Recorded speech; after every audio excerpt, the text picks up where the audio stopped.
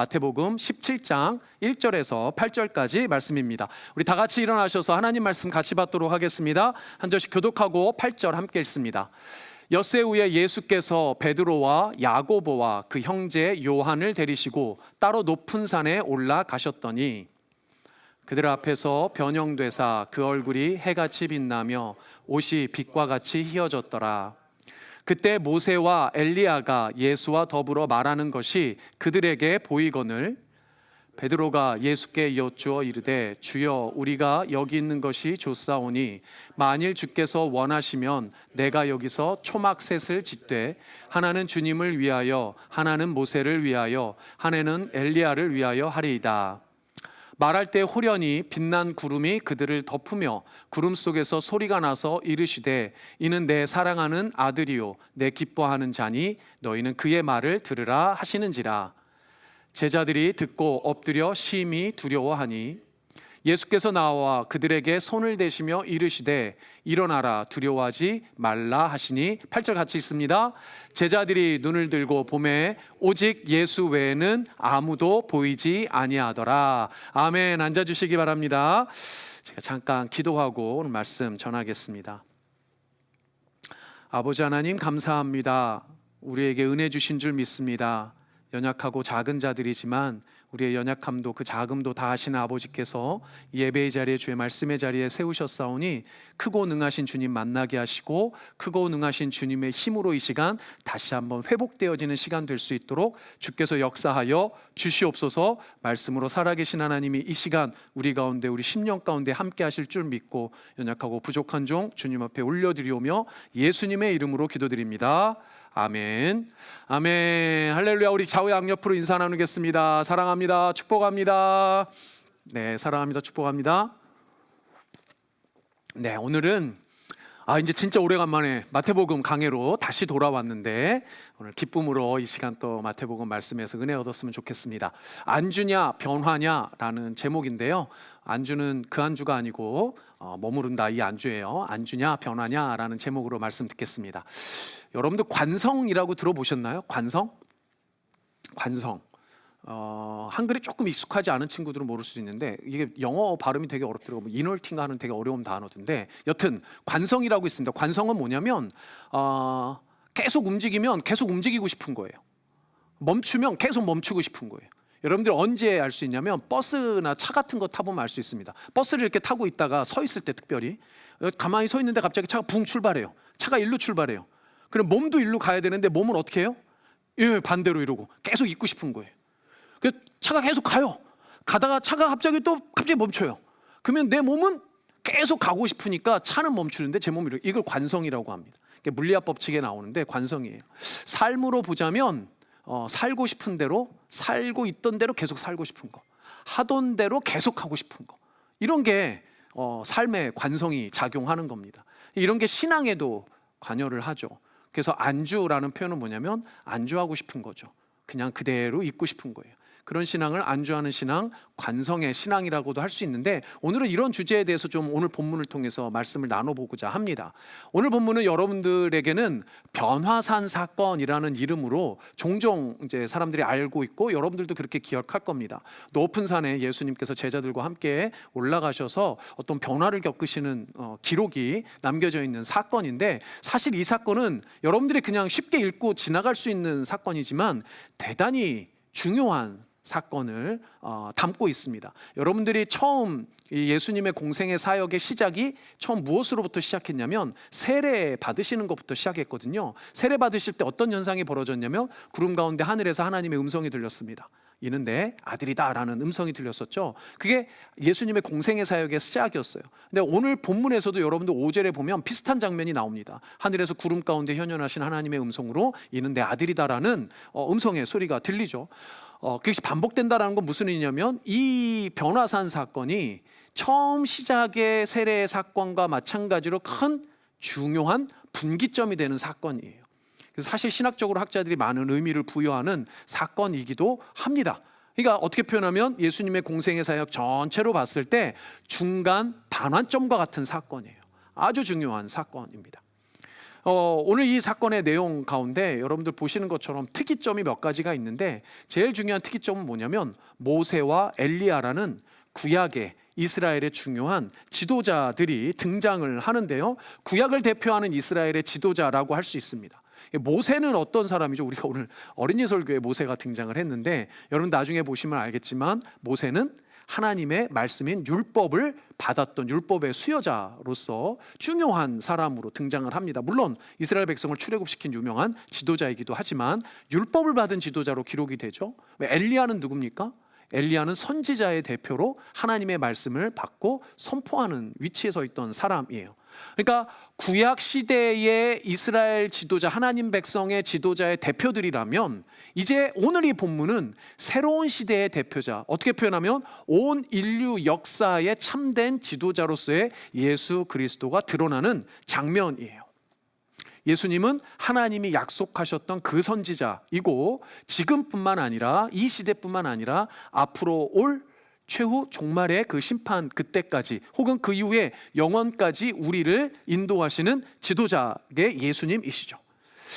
사실 우리는 이렇게 들으면 예수님에 대해서 익히 알고 있으니까 쉽게 받아들여지는데 당시의 제자들에게는 그러지 않았습니다. 깨달음이 더딘 제자들 때문에라도 예수님은 사실 하나님이신 자기 자신을 천천히 드러내 보여주세요. 한꺼번에 확. 그리고 사실 드러내 보여주셔도 제자들이 잘 깨닫지를 못합니다. 그러니까 제가 예전에도 한번 말씀드렸다시피 예수님 자신이 누구이신지를 드러내고 또 예수님이 어떤 중요한 진리를 드러낼 때 누구의 속도에 맞춰주세요? 우리의 속도에 맞춰주세요. 우리의 속도에. 여러분들 예전에 제가 잠깐 커스터마이즈에 대한 이야기 한 적 있잖아요. 이 시대는 소비자의 시대, 한 사람 한 사람을 커스터마이즈 해주잖아요. 그런데 진짜 이 땅 가운데 참된 커스터마이징을 해주시는 건 누구예요? 예수님이에요. 예수님은 우리 한 사람 한 사람 신앙의 속도에 맞추어서 커스터마이징 해준단 말이에요. 근데 세상 사람들이 해주는 커스터마이징은 누구를 위해서 해요? 자기 이익을 위해서 하지만 예수님은 우리의 구원을 위해서 한 사람 한 사람을 위한 커스터마이징 해주시는 줄 믿습니다. 아멘. 그렇게 우리에게 맞춰주시는 거예요. 우리의 속도에 따라서. 그래서 오늘 변화산 사건이 사실 뒤에 후대의 학자들은 보니까 중요한 신학적 의미를 갖지만 당시의 제자들은 잘 깨닫지를 못했습니다. 그럼에도 불구하고 제자들에게도 또 이 말씀을 읽고 있는 우리들에게도 이 본문은 아주 중요한 의미가 있다는 거예요. 특별히 이 본문의 사건을 전후해서 예수님은 본인에 대해서 드러내는 것에 큰 전환점으로 삼고 있는데요. 사실은 이 전후에 우리들이 몇 가지 본문들에서 예수님의 말씀 가운데 그 힌트들을 얻을 수가 있습니다. 바로 이어지는 오늘 본문 읽었던 8절 바로 뒤에 9절에 예수님께서 이렇게 말씀하세요. 그들이 산에서 내려오시는 거죠. 내려올 때 예수께서 명하여 이르시되 인자가 죽은 자 가운데서 살아나기 전에는 본 것을 아무에게도 이르지 말라 하시니 라고 말씀하세요. 저기 보니까 인자가 뭐예요? 죽은 자 가운데서 살아나신다는 거예요. 우리 지난주 부활주일이었는데 예수님이 죽으셔야 되고 다시 사는 부활의 일이 있을 거라는 걸 얘기하시는 거예요. 근데 제자들이 이게 무슨 말인지 알아들어요? 못 알아들어요? 사실은 정확히는 못 알아듣는다는 거예요. 그런데 여기뿐만 아니라 이미 앞서서도 이런 비슷한 말씀을 하셨어요. 언제 하셨습니까? 16장에서 이렇게 말씀하셨어요. 이때로부터 그러니까 중요한 거죠. 이때로부터 예수 그리스도께서 자기가 예루살렘에 올라가 장로들과 대제사장들과 서기관들에게 많은 고난을 받고 죽임을 당하고 제3일에 살아나야 할 것을 제자들에게 비로소 나타내시니라고 말씀하셨어요. 그러니까 예수님이 고난 받으셔야 돼요. 예수님이 십자가에서 죽으셔야 돼요. 이 말씀을 이미 하셨습니다. 그런데 제자들은 이 말씀이 뭔지 이해도 못하고 사실은 받아들이지 못하죠. 그래서 어떤 일이 벌어졌어요? 베드로가 막 항변하죠. 결코 그렇게 내버려두지 않겠습니다 라고 베드로가 막 예수님 앞을 가로막지 않습니까? 그런데도 그런 베드로의 항변에도 불구하고 혹은 제자들이 이해를 못했음에도 불구하고 예수님이 고난과 또 죽음을 받으셔야 한다는 사실은 변함이 없어요. 반드시 그렇게 되어져야만 합니다. 근데 여러분들 이 예수님께서 고난받으셔야 되고 죽으셔야 되고 부활하셔야 된다는 것은 어마어마한 신학적인 의미가 담겨져 있어요. 엄청 중요한 내용입니다. 이건 기독교만이 가지고 있는 진리의 핵심이기도 해요. 우리가 지난주 이제 블루 BMP 했었는데요. 블루 BMP에 어린 양과 사자에 대한 이야기를 나누었습니다. 그러니까 보니까 천상에 예배 드리는 장면이 나오는데 계시록에 보면 그 예배 받으시는 분이 누군가 봤더니 어린 양과 사자예요. 이렇게 보니까 사자 같고 이렇게 보니까 어린 양인 거예요. 예수님은 어떤 분이시냐면 죄와 사망을 이기시고 영원한 생명 부활로 승리하신 분이시거든요. 그런데 그 승리의 방식이 아주 독특하단 말이에요. 승리의 방식이 아주 독특해요. 예수님의 승리의 방식은 구약의 제사의 제물로 바쳐졌던 어린 양의 방식으로 승리를 쟁취하세요. 스스로 제물이 되셔서 죽으심으로 승리하십니다. 여러분들 승리한다는 건 어떻습니까? 보통 상대방을 이기고 누르고 패배시켜서 자기가 높은 자리에 서서 기쁨의 환호성을 지르는 게 보통 승리의 이미지잖아요. 우리가 그렇게 배우잖아요. 우리가 생각하는 일반적인 승리는 이런 식의 승리입니다. 그리고 세상이 우리에게 가르치는 방식도 이런 승리의 방식을 가르쳐요. 이게 보통 이제 청소년과 같은 어린 신앙인들이라든가 신앙생활을 얼마 하지 않은 좀 신앙적으로 어린 분들은 이런 승리의 방식을 이해 못합니다. 왜? 세상이 그렇게 가르쳐주지 않았기 때문에.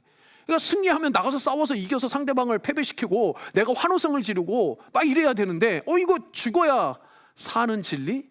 이게 일반적이지가 않아요. 살려고 아득바득 애를 써도 살기가 쉽지 않은 세상인데 오히려 죽어야 산다니 이해되지가 않는 거예요. 더 나아가 더 신비한 진리는 뭡니까? 내가 죽는 걸로 나만 사는 게 아니라 남도 살린다는 진리가 기독교의 진리예요. 너무 믿기 어려운 진리죠. 여러분들 예수님은 죽으시고 부활하셨어요. 그런데 예수님만 부활하신 게 아니라 그 예수 부활을 믿는 성도들도 그리스도인들도 부활한다는 거예요. 우리가 이걸 믿지 않습니까? 믿으시죠, 여러분? 네, 믿으시기를 바랍니다. 종종 말씀드렸다시피 이건 지금 예수님 당시의 제자들도 그렇지만 우리도 사실은 믿음이 지금 막 굳건하다기보단 어떤 그 믿음이 자라나가고 성숙하고 확신되어가는 어떤 과정 가운데 있어요. 그러니까 교회의 문턱을 넘어 다니면서 예수님을 알게 되고 경험도 점점 쌓여간다는 겁니다. 그러니까 우리는 사실 예수님을 믿었다라고 이런 표현을 쓴다고 해서 끝이 아니에요. 실상 진짜 신앙의 여정은 예수 이제 내가 믿는 것 같아가 출발점이에요. 거기서부터 스타트라는 거죠. 우리 모두가 사실 어떤 신앙의 그런 과정 가운데 있는 것이고 우리가 오늘 부른 찬양처럼 그 생명의 길 가운데 그 여정을 이제 가는 거란 말이에요. 그리고 오늘 본문의 베드로도 그런 신앙의 여정 가운데 있는 겁니다. 그래서 우리가 이 베드로를 볼 때 제가 베드로 자꾸 묵상하게 된다고 그러는데 베드로를 볼 때 우리가 열린 마음으로 봐야 돼요. 열린 마음으로 봐야 돼요. 그리고 제가 깨달은 게 한 가지가 뭐냐면 사람이란 존재는 자기가 경험한 경험치를 뛰어넘는 게 몹시 힘들어요. 자기가 경험한 경험치를 뛰어넘는 게 너무너무 힘듭니다. 인간은 자기의 경험에 울타리 안에 살아요. 보통 그 경험을 벗어나는 것 자체가 너무 힘듭니다. 제가 처음에 신앙의 관성이라고 표현했는데 신앙의 관성이라는 건 자기의 경험치 안에서만 사는 거예요. 그 경험치를 벗어나지 못하는 것이 사실 그 관성 안에, 신앙의 관성 안에 머무는 겁니다. 계속 그 경험치 안에만 머물러 사는 거예요. 오늘 본문의 사건은 사실 겉으로 보면 예수님이 변화하는, 예수님을 중심으로 한 이야기이잖아요. 그런데 이 본문의 사건은 이 이야기를 기록한 목적, 이 사건을 제자들에게 보여준 목적은 예수님 자신에게 있는 게 아니라 이 장면을 목격하고 있는 제자들, 또 이 기록을 읽고 있는 우리들 때문에 이 사건이 벌어진 거예요. 이걸 이해하는 게 아주 중요합니다. 이 본문의 사건이 일어났고 기록된 목적과 이유가 당시의 제자들과 읽고 있는 우리들 때문이라는 거예요.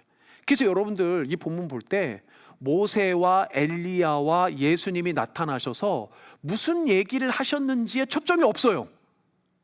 근데 그걸 되게 궁금해하는 분들이 있어요. 야, 저 새 양반이 모여갖고 도대체 뭔 얘기를 하셨을까? 너무너무 궁금한 거야 이게. 그런데 이 내용이 진짜 중요하면 기록을 했을까요? 안 했을까요?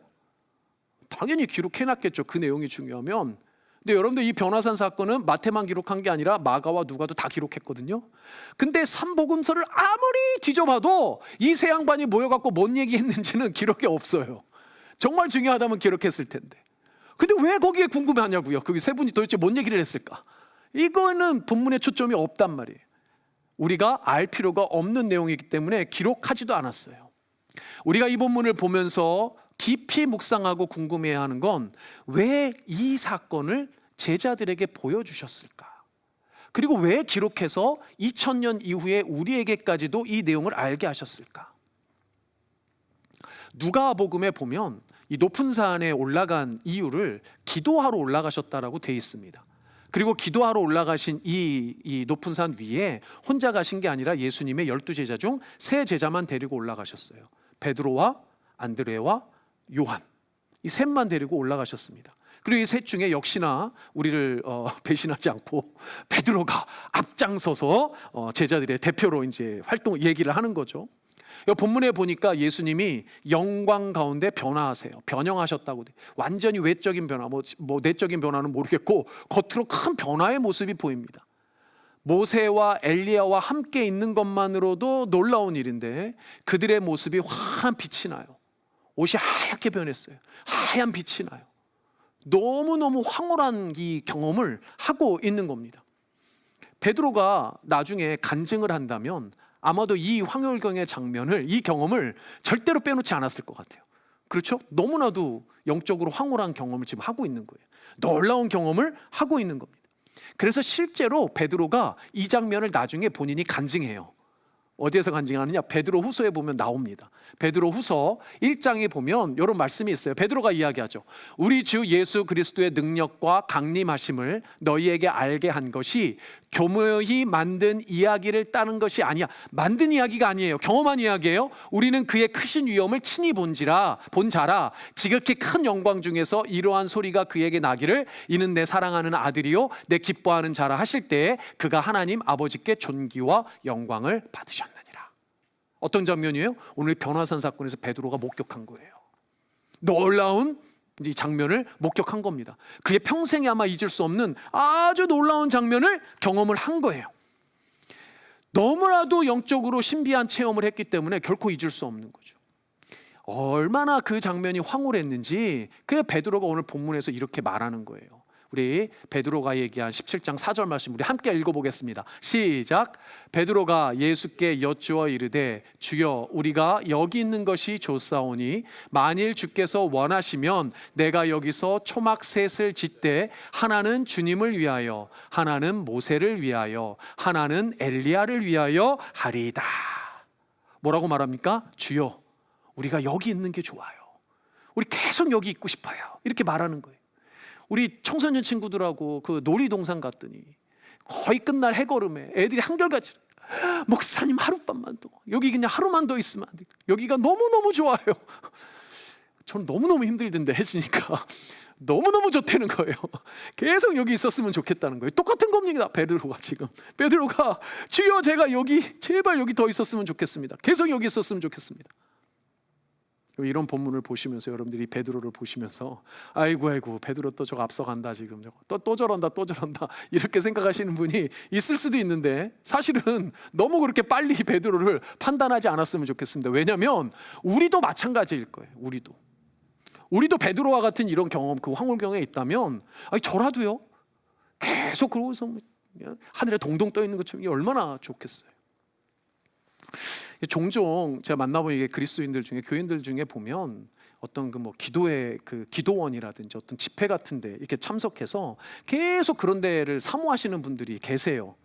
교회에서 드리는 정기적인 우리 주일의 공예배나 이런 거보다 기도원이라든가 어떤 특정 단체들에서 하는 그런 집회들 이런 거 사모하셔가지고 막 그냥 밀정 짜가지고 돌아다니시는 분이 계십니다. 그리고 심지어는 그런 곳의 말씀과 기도가 진짜고 교회에서 하는 이런 정기 예배의 기도나 말씀은 뭐 심하게는 그건 뭐 진짜 아닌 것처럼 그 은혜가 적은 것처럼 이렇게 표현하는 분들도 있어요. 그리고 보통 그런 분들의 이야기를 가만히 들어보면 사실은 그런 곳에서 어떤 신비한 강렬한 영적 경험을 한 이런 분들이 많습니다. 그러니까 어떤 거예요? 계속 그런 경험 가운데 있고 싶은 거예요. 계속 그 황홀경 가운데 있고 싶은 겁니다. 그래서 특정 기도원 계속 주기적으로 쫓아다니고 집회마다 쫓아다니고 막 이러는 거예요. 이해가 안 되는 게 아니라 사실은 저는 이해가 돼요. 왜? 그게 너무 좋거든요. 너무 좋아. 세상에 근심 걱정 뭐 할 게 뭐 있어요 거기서 방방방방 이렇게. 그런데 그게 지속이 되든가요 안 되든가요? 그렇지 않아요. 그게 진리가 아니에요. 거기가 다가 아닙니다. 여러분들 가운데도 분명히 그럴 수 있어요. 더 문제는 뭐냐면 다른 분들이 이야기하는 그런 영적 경험이 너무 사모되는 거야. 나도 좀 그랬으면 좋겠다. 같이 덩달아 쫓아다니는 거야. 예수님을 안 믿는 게 아니죠, 사실. 예수님을 안 믿는 게 아닙니다. 어쩌면 그렇게 경험한 예수님에 대해서 더욱 사모하는 마음이 있어서 그래요. 어떻게 보면 그럴 수 있어요. 근데 오늘 본문의 베드로가 딱 그런 케이스입니다. 모세와 엘리야는 유대인들이 가장 존경하는 구약의 지도자요 선지자들이었어요. 그런데 그런 모세와 엘리야가 살아나서 눈앞에 누구와 자기가 따르는 예수님과 함께 하고 있는 겁니다. 얼마나 멋지겠습니까? 그 놀라운 환상을 경험하고 있는데 그게 가짜도 아니고 진짜란 말이에요. 진짜 실제로 지금 벌어진 환상이 눈앞에 있는 거예요. 그러니까 눈동자가 한 10배는 커졌을 것 같아요. 그냥 휘둥그레져가지고. 그러지 않았겠어요? 그렇기 때문에 누가가 같은 본문을 이렇게 기록을 합니다. 같은 내용인데 이렇게 기록해요. 두 사람이 떠날 때 베드로가 예수께 여짜오되 주여 우리가 여기 있는 것이 좋사오니 우리가 초막셋을 짓되 하나는 주를 위하여 하나는 모세를 위하여 하나는 엘리야를 위하여 하사이다. 여기까지 똑같죠. 근데 뒤에 뭐라고 되어 있습니까? 자기가 하는 말을 자기도 알지 못하더라. 지가 뭔 소리를 하는지 모르는 거예요 지금. 막 너무 좋아갖고 막 너무 방방 떠가지고 지가 하는 말이 무슨 말인지도 모를 정도로 황홀해진 거예요. 황홀경에 완전히 빠진 겁니다. 우리가 이런 경험할 수 있어요. 그런데 막 진짜 막 그 청소년 애들요, 그 유명한 그 아이돌 좋아하는 정신을 못 차려요. 지가 지금 지가 뭔 짓을 하고 있는지를 모른단 말이에요. 베드로가 딱 지금 그런다. 우리가 그래서 쉽게 베드로를 비난하면 안 된다는 겁니다. 왜냐? 우리도 그럴 수 있으니까. 그런데 여러분들이 반드시 기억해야 되는 건 베드로의 지금 이 요청, 초막셋 짓고 여기서 계속 있었으면 좋겠습니다 하는 요청을 예수님이 받아들이세요? 안 받아들이세요? 중요한 사실은 예수님이 받아들이지 않는다는 거예요. 예수님은 우리의 신앙의 여정 가운데 어떤 특별한 영적 경험이 있더라도 그 경험의 가치요, 그 경험에 안주하는 것을 원하지 않으세요. 이게 너무너무나도 중요한 사실이에요. 여러분들이 신앙생활을 하다 보면 여러분들이 신앙에 정점이 있을 때가 있어요. 그렇게 느껴질 때가 있어요. 너무 좋을 때가 있어요. 예수님 처음 만났을 때, 막 특별한 영적 경험이 됐을 때, 막 너무 좋은 거야. 그럴 때가 있어요. 그런데 거기에 머물면 안 된다고요. 머물면 안 된다고요. 거기에 갇히면 안 된다고요. 지난주 말씀과 사실은 겹치는 주제가 있어서 다른 말로 표현하면 여러분들 머무르는 신앙이 아니라 나아가는 신앙이어야 돼요. 오늘 표현대로라면 안주하는 신앙이 아니라 관성에 갇힌 신앙이 아니라 나아가는 신앙이어야 돼요. 변화하는 신앙이어야 되고 성숙된 신앙이어야 돼요. 그런데 사실은 그게 우리가 겪기에는 힘든 일이에요. 쉽지 않은 일이에요. 고난이 오는 일이고 죽음이 오는 일이란 말이에요. 그래서 계속 그냥 그 황홀경험만 있고 싶은 거예요. 이해가 되지만 그럼에도 불구하고 거기서 머무는 신앙은 아니란 말이죠. 만약에 거기서 머물러서 거기서 계속 있는 신앙이 베드로의 종점이었고 베드로 신앙 여정의 목적지였다면 예수님이 허락하셨겠죠. 그렇죠 여러분? 그런데 예수님이 허락 안 하신단 말이에요. 왜일까요? 거기에 문제가 있기 때문에 그래요. 오늘 본문에서 베드로가 이곳에 초막셋 짓고 영원히 있으면 안 되는 이유들이 있어요. 몇 가지 이유들을 살펴보겠습니다. 첫 번째는 지금 은연중에 베드로는 뭘 착각하냐면 예수님을 모세와 엘리야와 같은 수준으로 놓고 있어요. 같은 선상에 놓고 있어요. 본문의 사건은 예수님이 겪은 일이지만 제자들을 위한 거라고 그랬잖아요. 제자들이 뭘 착각하면 안 되냐면 예수님이 어떤 분이신지에 대해서 제대로 알아야 하는데 지금 인간 모세, 인간 엘리야와 같은 수준으로 놓고 있더란 말이죠. 모세와 엘리야는 구약의 중요한 말씀의 선지자들이었던 거 사실입니다. 그러나 예수님은 하나님의 말씀 그 자체예요. 그렇죠 여러분? 모세와 엘리야는 하나님의 종이었어요. 그런데 예수는 하나님 자신이에요. 근데 베드로는 이 사실을 아직 깨닫지 못합니다. 아직 거기까지는 가지 못하는 거예요.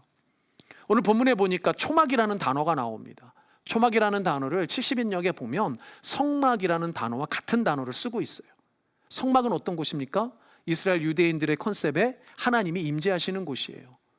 초막절에는 초막에 그들이 머물면서 임재하신 하나님을 기리는, 그러니까 지금 초막 셋을 짓겠다는 건 엘리야와, 그러니까 모세와 엘리야와 누구를? 예수님을 같은 선상에 두고 있는 거예요.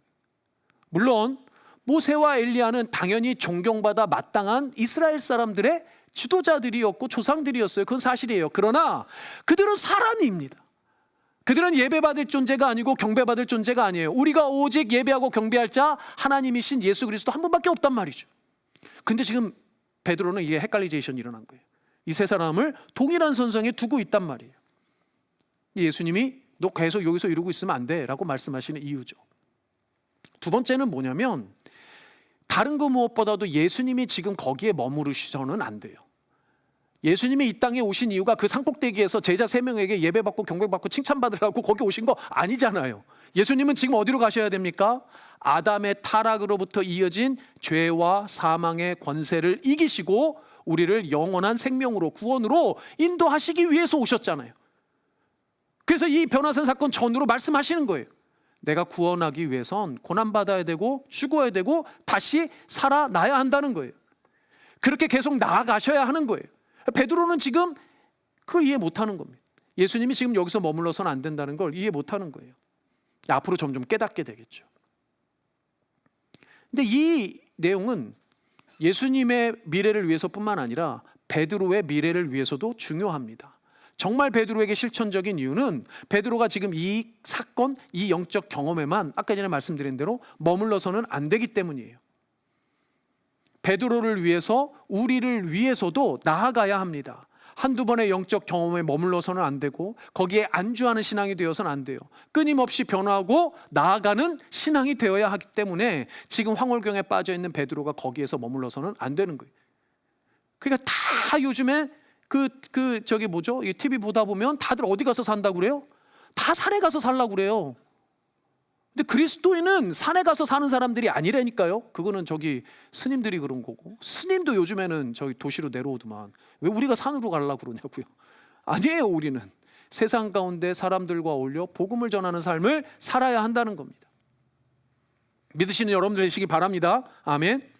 자, 그런데 그래서 결론적으로 그러면 변화하는 신앙, 안주하는 게 아니라 관성에 갇힌 신앙이 아니라 나아가는 신앙, 변화하는 신앙은 어떤 신앙일까? 실천적으로 우리가 뭘 기억해야 될까? 이 부분을 몇 가지 짚고 설교를 정리하겠습니다. 첫 번째는 우리가 안주하고 싶은 이 본능을 무시하면 안 돼요. 우리가 관성 안에 있다라는 걸 무시하면 안 돼요. 제가 언젠가 한번 말씀드린 것처럼 우리를 끌어당기는 중력의 힘을 벗어나는 건 이거는 우리의 힘으로 도대체가 어려운 일입니다. 관성을 벗어나는 건 어려워요. 인정해야 됩니다. 그 힘이 너무너무 크다는 걸, 우리 힘으로 안 된다라는 걸 인정해야 돼요. 여러분, 이민자로 와서 우리 너무 잘 알잖아요. 정착하는 삶에 대해서 우리 너무나도 간절하잖아요.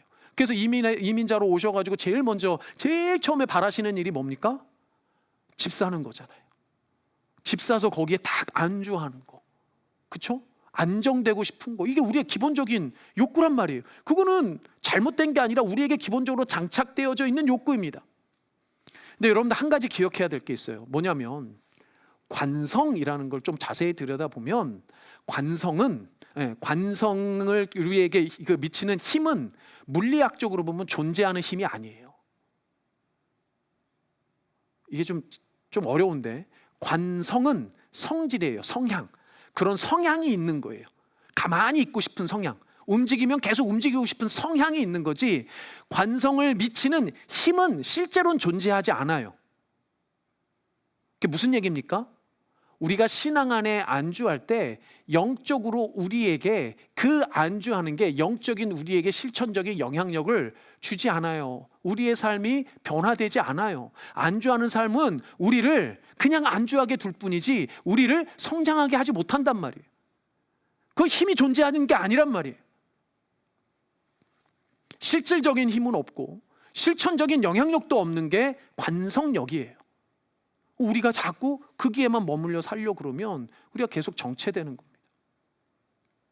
이게 안주하고자 하는 본능에서 반드시 벗어나야 되는 이유인데 우리 힘이 아니라 우리와 함께 하시는 그리스도의 힘, 성령의 힘으로만 가능한 거예요. 그러니까 우리가 인정해야 우리가 성령께 의지할 수 있다는 겁니다.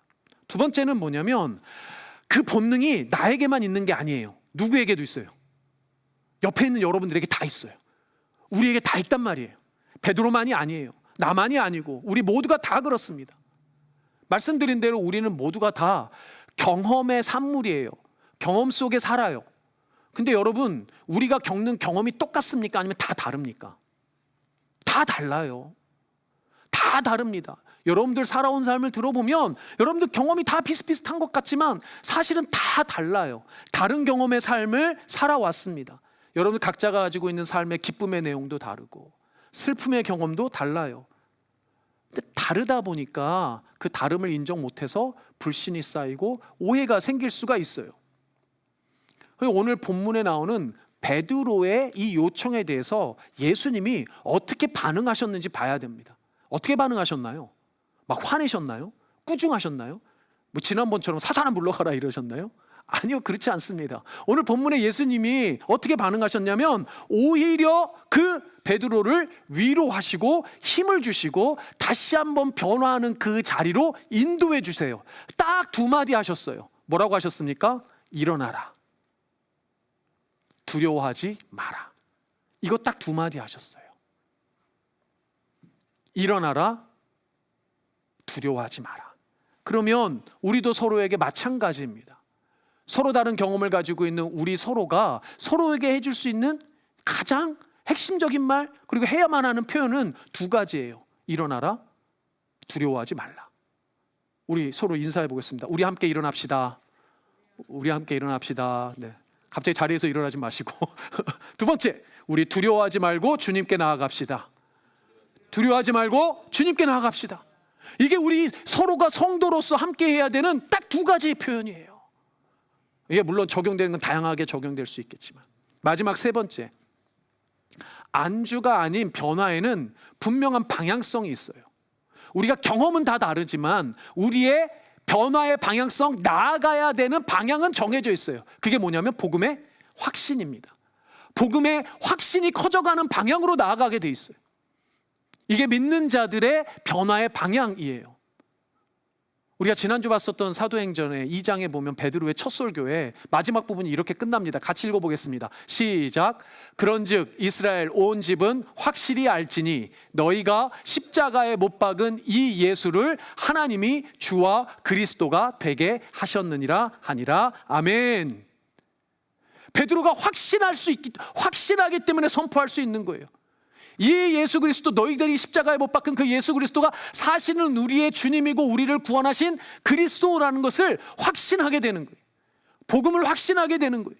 예수를 확신하게 되는 거예요. 그리하여서 선포할 수 있는 거예요. 우리의 변화의 방향이 늘 이 방향으로 가게 돼 있습니다. 나에 대한 확신이 아니고 예수에 대한 확신이에요. 세상의 안주함의 확신이 아니고 세상의 방식에 대한 확신이 아니고 예수 그리스도 죽음으로 우리를 살리신 그 예수 그리스도의 방식에 확신하는 거예요. 그게 복음이잖아요. 우리가 다 경험도 다르고 우리의 삶의 정황은 다 다르고 우리가 생긴 것도 다르고 다 다르지만 우리가 그리스도인으로 변화하며 앞으로 나아가야 되는 방향은 저 방향이에요. 이거 외에 다른 방향이 없단 말이에요. 말씀 맺겠습니다. 우리는 모두가 다 안주하고 싶은 본능이 있어요. 우리는 다 안주하고 싶습니다. 왜요? 안정된 걸 원해요. 우리는 안전하길 원합니다. 세상이 너무나도 혼란하죠. 예측 불가능한 세상에 살고 있습니다. 전쟁 곧 끝날 것 같은데 왜 이렇게 안 끝나나요? 예측이 되나요? 아무도 예측이 안 돼요. 여러분들 하루하루 일상에 예측이 됩니까? 언젠가 말씀드린 것처럼 문자 한 번, 전화 한 번에 인생이 휙휙 뒤바뀌어요. 그러니 얼마나 불안해요. 불안한 우리의 삶에 그래서 기본적으로 원하는 건 안전한 거예요. 안정된 거예요. 그런데 그 참된 안전함은 세상이 줄 수 없어요. 누구만 줄 수 있습니까? 우리와 함께 하시는 하나님 한 분밖에 없어요. 예수님 한 분밖에 없단 말이에요. 최근에 읽은 책 중에 이런 책이 있습니다. 시대와 영성을 묻다라는 책이 있었는데요. 그 책 가운데 이런 내용이 있습니다. 복음의 확신은 그리스도인들이 하나님의 사랑 안에서 안전함을 느낄 때 찾아온다. 우리 삶과 역사의 밑바닥에 다가갈 수 있을 때 그 안에 깃든 죄와 트라우마를 직시하면서 여전히 사랑받고 있음을, 그리고 바로 그 지점에서 변화와 치유가 시작됨을 알 때 복음적 확신이 찾아온다. 여러분들, 복음의 확신은 세상 가운데 우리가 있으면 우리가 복음의 확신을 가질 수가 없어요. 왜? 세상은 우리를 안정하게 만들어주지 않아요. 오직 하나님의 사랑 가운데 거할 때 우리가 참된 안전함을 느낄 수 있고, 그 안전함을 통해서 복음의 확신을 갖고 변화를 추구할 수 있단 말입니다. 우리의 참된 신앙적, 영적 경험의 과정은 그래서 세상 다른 그 어떤 것이 아니라 하나님의 사랑 안에 머물러 있을 때 가능해요. 그런데 하나님이 우리를 사랑하는 것은 하나님이 사랑하시기로 작정하셨기 때문에 사랑하세요. 이게 되게 중요한 말이에요. 다시 한번 말씀드릴게요. 하나님이 여러분들을 사랑하시는 건 하나님이 사랑하시기로 작정하셨기 때문에 사랑하세요. 무슨 말이냐면 하나님이 여러분들을 택하셔서 내가 사랑하겠다 하신 하나님의 작정과 의지로 우리를 사랑하시는 거지, 이 세상이 어떠하다고, 내 경험이 어떠하다고, 내가 어떠하다고 하나님이 사랑하시고 마시고 하는 게 아니란 말이에요. 여러분들이 어떤 상황 가운데 어떤 성향을 가지고 있고 어떤 삶의 실패를 했고 실수를 했던지 상관없어요. 하나님이 사랑하시기로 작정하셨기 때문에 여러분들을 끝까지 사랑하시는 거예요. 베드로가 뭔 실수를 하고 베드로가 뭔 실패를 해도 하나님이 사랑하시기로 작정하셨기 때문에 그 사랑은 변하지 않아요. 그러니 그 사랑만이 여러분들을 안전하게 할 수 있어요. 믿으십니까? 여러분들이 자꾸 실수하고 실패할 때마다, 자꾸 회개기도 할 때마다 불안하잖아요. 아니라니까요. 거기에 디펜던트 하지 않아요. 당신의 안주하려는 본능을 하나님이 아세요. 아시고 아시는 거로 멈추지 않고 그것에 따라 하나님이 바뀌시는 게 아니라 하나님은 늘 그 사랑으로 여러분들 붙드신단 말이에요. 사랑하는 여러분, 여러분들의 신앙의 여정 가운데 여러분들의 신앙의 방향, 삶의 방향은 어디로 향하고 있습니까? 복음의 확신으로, 예수에 대한 확신으로 향하고 있습니까? 여러분들은 혹시나 과거의 영적 경험, 예전에 좋았던 그런 기억, 혹은 지금도 혹시나 그런 것들을 꿈꾸며 거기에 안주하고 있지는 않습니까? 제가 사실 이 말씀 묵상하고 설교를 준비하는 가운데 그런 좀 절박함이 좀 들었습니다. 우리도 벌써, 우리 성도님들도 벌써 그런 안주함을 찾고 있는 건 아닌가? 이만하면 됐지라는 생각하시는 건 아닌가? 우리 혹시 그런 건 아닙니까? 예배당도 이만하면 됐지, 우리 예배도 이만하면 됐지, 혹시 그렇게 생각하고 있는 건 아닙니까? 날마다 새롭게 부어주시는 하나님에 대한 더욱 놀라운, 지금 혹은 이전의 경험이 아니라 더 놀라운 하나님의 은혜에 대한 경험이 기다리고 있어요. 그런데 왜 계속 안주하려고 합니까? 안주하는 관성의 신앙을 벗어나 앞으로 나아가는 변화의 신앙, 더욱 성숙하는 신앙을 추구하시고 구하시고 또 그렇게 나아가시는 여러분들 우리가 되었으면 좋겠습니다.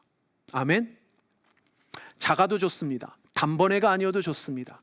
변하는 그 신앙의 길 위에 있으므로 우리가 걷든 뛰든 날든 각자의 속도대로, 그럼 하나님 분명히 예수님이 맞춰주실 거예요. 각자의 속도대로 나아가시는 그런 은혜가 있기를 주님의 이름으로 축복합니다.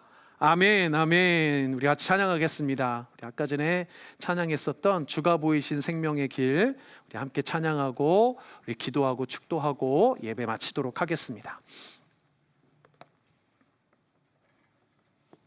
주가 보이신 생명의 길, 나 주님과 함께 상한 마음을 드리며 주님 앞에 나아가리. 나의 의로움이 되신 주, 그 이름 예수, 나의 길이 되신 이름 예수, 그 예수님과 함께 나아가서 정금과 같이 단련되길 원합니다. 같이 찬양하겠습니다. 우리 다 같이 일어나겠습니다. 다 같이 일어나서 이 찬양 주님 앞에 드립니다.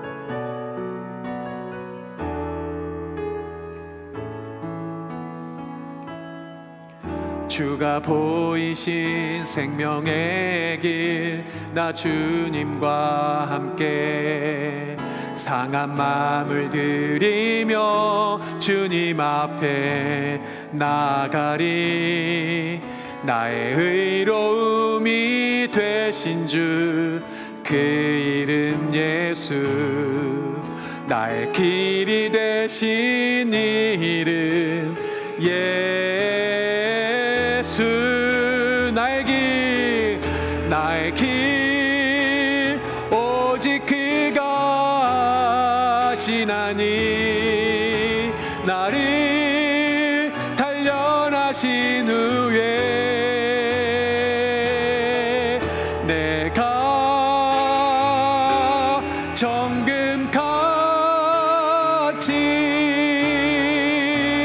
나오리. 우리 한 번 더. 나의 길 오직 그가 하시나니. 나를 단련하신 후에 내가 정금같이 나오리라. 아멘. 우리 다 같이 이 시간 함께 기도하며 나아갔으면 좋겠습니다. 주님, 저의 마음속에 안정감이 필요합니다. 안전함이 필요합니다. 늘 불안했던, 내 예상되지 못했던 삶의 모든 과정 가운데 불안했던 마음이 있습니다. 염려했던 마음이 있습니다. 근심했던 마음이 있습니다. 하나님께서 아시오니 지금 그 마음을 주님께서 붙잡아 주시고 하나님의 사랑 안에 있음을, 예수 그리스도의 놀라운 은혜 가운데 있음을, 하나님이 함께 하시는 그 길 가운데 있음을 확신하는 내가 될 수 있도록 주님 도와주시옵소서. 내가 어떠하든지 나는 흔들리고 작고 연약할지라도 강하시고 능하신 하나님이 나를 붙드시는 줄 믿사오니 이 시간 내가 주 안에 있는 안정감, 주님이 함께 하신다는 안전함을 느낄 수 있도록 주님께서 나를 주장하여 주시옵소서. 우리 간절한 마음으로 주님 앞에 기도하며 나아가도록 하겠습니다. 기도합니다. 아버지 하나님 감사합니다. 주님께서 나를 붙잡아 주시는 줄 믿습니다. 늘 이곳에 가만히 있고 싶지만 하나님, 나의 그런 안주하는 본능을 주님께서 아십니다. 그러나 아버지 하나님, 이 시간 나를 주님께서 사랑하여 주시고 주의 사랑으로 붙잡아 주셔서 아버지 하나님과 함께 나아갈 수 있도록 도와주시옵소서.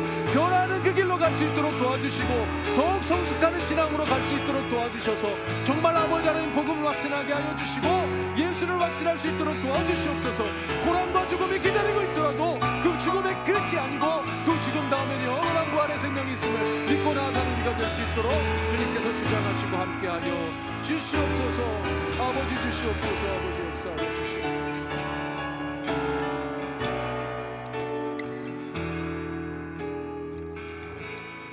이제 여러분들 가슴에 손을 얹으시길 바랍니다. 제가 여러분들을 위해서 기도하고 축도하고 예배 마치겠습니다.